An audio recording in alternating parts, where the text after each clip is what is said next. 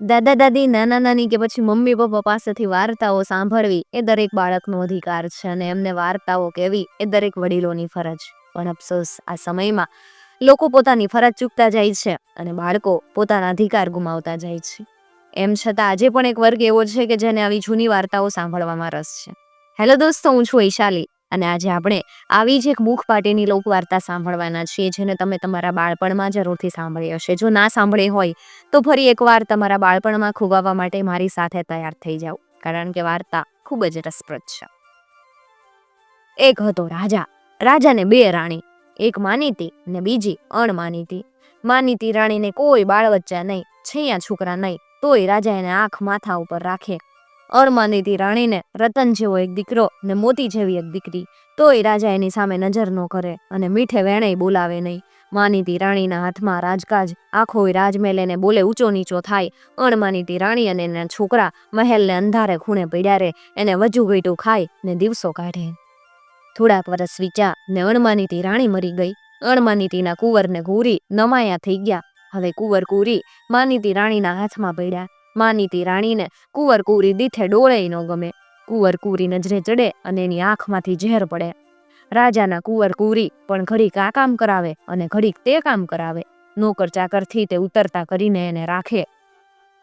કામ કરાવીને વજુ ઘઈટું ખાવા દે ને ખૂણામાં ગાભા પાથરી દે. બિચારા કુંવરનું અંગ જોવો તો કાંટા જેવું થઈ ગયું, કુંવરીનું અંગ જોવો તો કાંટાની અણી જેવું થઈ ગયું.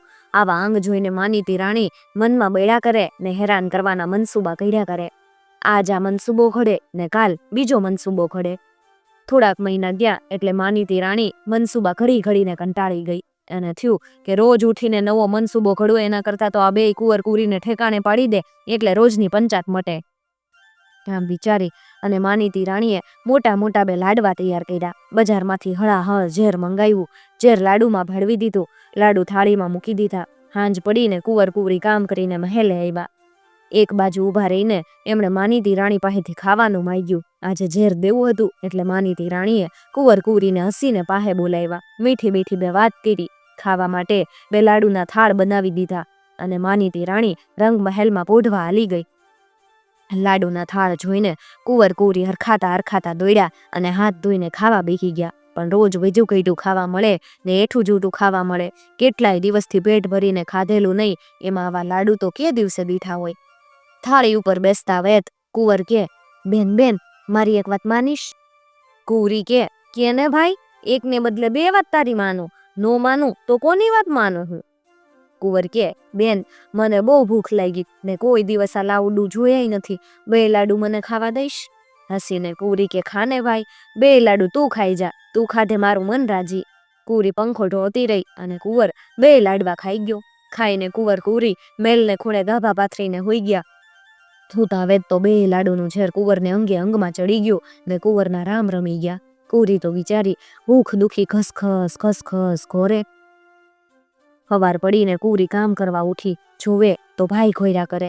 એને થયું કે ભાઈ ભલે હું તો એનું કામ કરી નાખીશ, તે ઉઠશે ને ઊંઘ પૂરી કરીને મને કામ કરાવશે. આમ વિચારી કુંવરી તો આંગણું વાળવા ગઈ.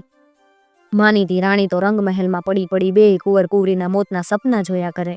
ત્યાં એને કાને આંગણું વાળવાનો અવાજ આવ્યો. ઝબકીને ઊભી થઈ ગઈ. બારીએથી નજર કરે તો કુંવરી આંગણું વાળ્યા કરે. એને થયું કે આવી મુઈ હજી કાં જીવે. દોડ એ રાજમહેલના ખૂણે ગઈ. જુએ તો કુંવર લાકડું થઈને પડ્યો. કુંવરની પડખે બેહીને એણે ખોટા રોવાના ઢોંગ કર્યા. રાજાજીને જાણ કરી. ગમે એમ તોય બાપનો જીવ. વાત સાંભળી અને રાજાની આંખમાંથી આંસુ ખરી પડ્યા. આખાય મહેલના માણસ ભેગા થઈને કુંવરને જોઈને બાળી આવ્યા. બિચારી કુંવરી તો કાંઈ રોવે, ચોધા રાહુડે રડતી જાય ને પોતાના કામ કરતી જાય. રોતા રાત પડી અને ખાધા પીધા વગર થાકી પાકીને હોઈ ગઈ. રાણીને થયું કે આ વળી ક્યાં જીવતી રહી. ફરીથી રોજ રાણી કુંવરીને હેરાન કરવાના મનસૂબા ઘડવા લાગી, અમલમાં મૂકવા લાગી. સવારથી હાંજ કુંવરી પાસે કુંવરના બધા ભાગના કામ કરાવે, ખાવા પીવાય નો દે. બિચારી કુંવરી રોતી જાય, કામ કરતી જાય ને ભાઈને યાદ કરતી જાય. રોઈને રાત પડે હોઈ જાય ને ઊંઘમાં એ ભાઈ એને જપતી જાય. 8મે દિવસે કુંવર કુંવરીના સપનામાં આવ્યો. કુંવર કે, બેન મને તો આપણી માએ મારી નાખ્યો, પણ તારા રખવાડા હું કરીશ. આપણા આંગણાને છેડે હું કોઠીમડાનો વેલો થઈશ. વેલાને પાંદડે મીઠા અમૃત જેવા કોઠીમડા થાહે. હરતી ફરતી ખાઈ લેજે, તારું પેટ ભરાઈ જાહે એટલે થાક નહીં લાગે. કુંવરી કે ભલે ભાઈ. સવારે ઉઠીને કુંવરી જોવે તો આંગણાને છેડે એક કોઠીમડીનો વેલો અને વેલાને પાંદડે પાંદડે કોઠીમડા. તોડીને એક કોઠીમડું ખાધું ત્યાં તો મીઠું મીઠું અમૃત જેવું. આ પછી તો કુંવરી હરતી જાય ફરતી જાય, કામ કરતી જાય, એ કોઠીમડા ખાતી જાય. થોડાક દિવસ થયા ત્યાં તો કુંવરીનું અંગે અંગ રંગ કાઢવા લાગ્યું ને અડખે પડખે અજવાળા પાથરવા લાગ્યું. આ જોઈ માનીતી રાણીને થયું કે હું આને ખાવા પૂરું દેતી નથી, આ મોઈ અંગે રંગ કાં કાઢે, છાની માની કંઈક ખાતી લાગે, ખ્યાલ તો રાખવા દે. આમ વિચારી એણે કાણી દાસીને કુંવરીની ખબર રાખવાનું કીધું. કાણી દાસી અડખે પડખે કામ કરે ને આડી આંખે કુંવરીની માથે નજર રાખે. હરતા ફરતા જેવું કુંવરીએ કોઠીમડું ખાધું એ કાણી દાસીએ જોઈ લીધું. દોડા દોડી રાણી પાસે ગઈ અને કોઠીમડાની વાત કરી દીધી. તરત રાણીએ 5 દાસીને મોકલી આખા આંગણામાંથી કોઠીમડાના વેલા કઢાવી નાખ્યા. વળી પાછી કુંવરીને ઓછું ખાવા દેવા લાગી, હેરાન કરવા લાગી. બિચારી કુંવરી રોતી જાય, કામ કરતી જાય અને રાત પડે ભાઈ ભાઈના નામ જપતી જાય ને ઊંઘી જાય. 8 દિવસ થયા ને વળી કુંવર કુંવરીના સપનામાં આવ્યો. કુંવર કે બેન માનીતી રાણીએ ભલે કોઠીમડીનો વેલો ઉખાડી નાખ્યો, હું હવે રાજાના તળાવમાં સોના કમળ થઈને રહીશ. સવાર સાંજ મારી અંદર મીઠી મીઠી કમળ કાકડી થાહે. તું કપડાં ધોતા કમળ કાકડી ખાતી જાજે, તારું પેટ ભરાઈ જશે, તને થાક નહીં લાગે. કુંવરી કે ભલે ભાઈ. સવારે કુંવરી કપડાં લઈને તળાવે કપડાં ધોવા ગઈ. નજર કરે તો 5 જ સોના કમળ અને સોના કમળમાં પાને પાને કમળ કાકડી. કુંવરી કપડાં ધોતી જાય, કમળ કાકડી ખાતી જાય. થોડાક દિવસ થયા ત્યાં ફરી કુંવરીનું અંગ રંગ કાઢવા લાગ્યું. આ જોઈને વળી માનીતી રાણીને થયું કે હું પૂરું ખાવાય ન દઉં અને આ મોઈ અંગે રંગ કા કાઢે, છાની માની કંઈક ખાતી લાગે, ધ્યાન રાખવા દે હવે. આમ બિચારી ફરી એણે કાણી દાસીને કુંવરીની ખબર રાખવાનું કીધું. કાણી દાસીએ આડી આંખે કુંવરીને કમળ કાકડી ખાતા જોઈ લીધી, રાણીને વાત કરી દીધી. તરત રાણીએ બીજી 5 દાસી મોકલી અને આખા તળાવમાંથી કમળને ઉખડાવી નાખ્યા. વળી પાછી કુંવરીને ઓછું ખાવા દે, હેરાન કરે. કુંવરી તો રોતી જાય, ભાઈ કરતી જાય ને ઊંઘી જાય. એ જ દિવસે કુંવર કુંવરીના સપનામાં આવ્યો. એ કે બેન માનીતી રાણીએ ભલે કમળ ઉખાડી નાખ્યા, હું થઈ આંબાનો પોપટ, પોપટને રાણી કેમ પકડી શકશે? આંબેથી પાકી કેરી તારી પાસે નાખતો જઈશ, તું આંગણું વાળતી જાજે ને કેરી ખાતી જાજે, કેરીએ તારું પેટ ભરાઈ જશે એટલે તને થાકાય નહીં લાગે. કુંવરી કે ભલે ભાઈ. સવારે કુંવરી આંગણું વાળવા લાગી, તે ઉપરથી ટપ દઈને ભાખી કેરી પડી. કુંવરી આંગણું વાળતી ગઈ ને કેરી ખાતી ગઈ. આમ થોડાક દિવસ ગયા તો વળી પાછું કુંવરીનું અંગ રંગ કાઢવા લાગ્યું. આ જોઈને વળી માનીતી રાણીને થયું કે હું આને પૂરું ખાવા ન દઉં તો આ મોઈ રંગ કા કાઢે, કંઈક ખાતી લાગે, હવે ધ્યાન તો રાખવું પડે. આમ વિચારી કાણી દાસીને ફરી કુંવરીનું ધ્યાન રાખવાનું કહી દીધું. કાણી દાસી આડી આંખે કુંવરીને કેરી ખાતા જોઈ ગઈ, રાણીને વાત કરી દીધી. તરત રાણીએ રાજાને કે રાજાજી આપણે આંબે સોના સમા ફળ અને એને આખો દી પોપટ પાડ્યા કરે ને સોના સમા ફળ બગાડ્યા કરે, ઝાડ નાખીને બધા પોપટ પકડાવી લ્યો, એક પોપટને પિંજરે પૂરી ગયો. તરત રાજાએ લોકોને બોલાવ્યા, આંબે ઝાડ નખાવી અને એક પોપટ પકડી લીધા, એક પોપટને પાંજરે પૂરી દીધા. વળી પાછી રાણી કુંવરીને ઓછું ખાવા દે, હેરાન કરે. કુંવરી બિચારી રોતી જાય ને ભાઈ રમદે ઊંઘતી જાય. થોડાક દિવસ થયા કુંવર કુંવરીના સપનામાં આવ્યો. કુંવર કે ભલે બેન, માનીતી રાણીએ પોપટ પકડાવી દીધા, હું થઈશ મંદિરનો મોર. મંદિરમાં આખા ગામના લોકો ફળ મૂકી જાહે અને એમાંથી અડધા હું ખાઈશ, અડધા તારા માટે રાખીશ. વેલી સવારે ઉકળે કચરો નાખવા જતી વખતે એક હાથમાં ફળ લેતી જાજે ને ખાતી જાજે, તારું પેટ ભરાઈ જાહે અને તને થાક નહીં લાગે. કુંવરી કે ભલે ભાઈ. બીજે દિવસે સવારે ગામના લોકો મંદિરે જઈને જોવે તો સોનેરી મોર બેઠો. પાસે જાય તો મોર આઘો ન જાય અને ભગવાન સામેથી નજર ખહેડે નહીં. ગામના લોકોને થયું કે આ તો દેવતાઈ મોર, એ વગર આમ બેહે નહીં ને ભગવાનની સામે નજર રાખે નહીં. આમ વિચારી આખા ગામના માણસો ભગવાન પાસે વધારે ફળફૂલ લાવવા લાગ્યા. અડધા ફળફૂલ મોરને ધરવા લાગ્યા. મોર પાસે ફળફૂલનો ઢગલો થયો. મોરે એમાંથી અડધા ફળફૂલ ખાધા અને અડધા ફળફૂલ રાખી દીધા. બીજા દિવસે સવારે વેલી કુંવરી ઉકળે કચરો નાખવા હાલી, ત્યાં મોરે એના એક હાથમાં ફળફૂલ દઈ દીધા. કુંવરી ખાતી હાલી ગઈ, કચરો નાખીને પાછી આવતી રહી. થોડાક દિવસ થયા ફરી પાછા કુંવરીના અંગ રંગ કાઢવા લાગ્યા. આ જોઈને વળી માનીતી રાણીને થયું કે આણે તો હવે માઝા મૂકી, હું એને પૂરું ખાવા ન દઉં તોય મુઈ રંગ કા કાઢે, છાની માની કાંઈક તો ખાય, હવે ધ્યાન તો રાખવું જ પડશે. ફરી એણે કાણી દાસીને કુંવરીની ખબર રાખવાનું કહી દીધું. આખો દીકાણી દાસી કુંવરીની આખી ટાંકી ખીરા કરે, આડી આંખે નજર રાખ્યા કરે, પણ એની નજરે કાંઈ ન ચડે. છેવટે ત્રીજે દિવસે વહેલી સવારે કુંવરીની પાછળ ગઈ, આડી આંખે મોરને ફળફૂલ દેતી જોઈ ગઈ. આવીને એણે રાણીને વાત કરી દીધી. રાણીને થયું કે આ તો મંદિરનો મોર, એનું કરવું હું? તરત રાણીએ પલંગ પથરાવ્યો, ગાદલા નીચે રાડા નખાવ્યા, ગાદલા ઉપર પોતે હુઈ ગઈ ને આમ તેમ ફરવા લાગી. જેવું પડખું ફરે કે રાડા કટ કટ કટ અવાજ કરે. તરત રાણીએ રોવાનો ઢોંગ આગ્યો. રાજાના તેડા મોકલ્યા. દોડ રાજાજી આવ્યા. રાજા રાણીને માથે હાથ ફેરવવા લાગ્યા. રાજવેદ બોલાવીને દવા કરાવવા લાગ્યા. રાણી તો દવા ચોપડતી જાય, માથું હલાવતી જાય ને કહેતી જાય, આ તાવ નહીં, આ નહીં તર્યો, આ તો હાડ કટકટીયો, આ તો હાડ કટકટીયો રોગ, દવા એ રોગ ન જાય.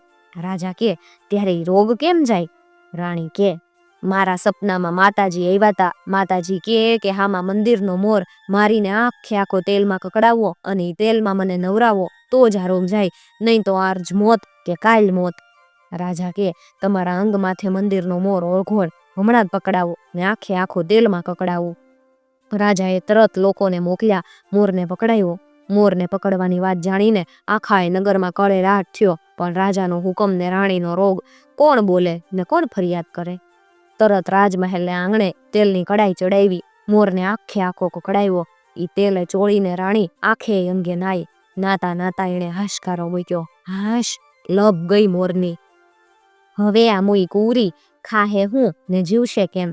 બીજા દિવસથી વળી પાછી રાણી કુંવરીને ખાવા નો દે, હેરાન કરે. કુંવરી રોતી જાય ને ભાઈ ભાઈ એમ કરતી જાય. હવે થોડા દિવસ ગયા એટલે કુંવર કુંવરીના સપનામાં આવ્યો અને કે બેન ભલે માનીતી રાણીએ મોરને મારી નખાવ્યો, પણ હવે હું તારા દુઃખને હંમેશા માટે દૂર થાય એવો માર્ગ કાઢું છું. આપણી ઓરમાન માને ઓધાન રહ્યા, થોડા દિવસમાં એને પેટ બાળ અવતરશે. હું જે બાળમાં મારો જીવ મૂકીશ અને કુંવર થઈને અવતરીશ. 6 દિવસ તો છાનો માનો રહીશ, પણ છઠ્ઠીને દિવસે મારું નામ પાડશે કે રડા રોળ આદરીશ. કેમેય રોતો બંધ નહીં થાવ. આખી નગરીના માણસ મને હિચોળશે તોય હું રોતો બંધ નહીં થાવ. છેવટે તું મને હિચોળજે અને આમ હાલરડું ગાજે. આંગણે કોઠીમડું ને તળાવે કમર કાકડી જીરે, આંબે પોપટડો ને મંદિરે દેવ કેરો મોરલો જીરે. રાજાનો કુંવર મારો હૈયા કેરો હાર, મારો વાલુડો વીર હા હા હા હુઈ જા.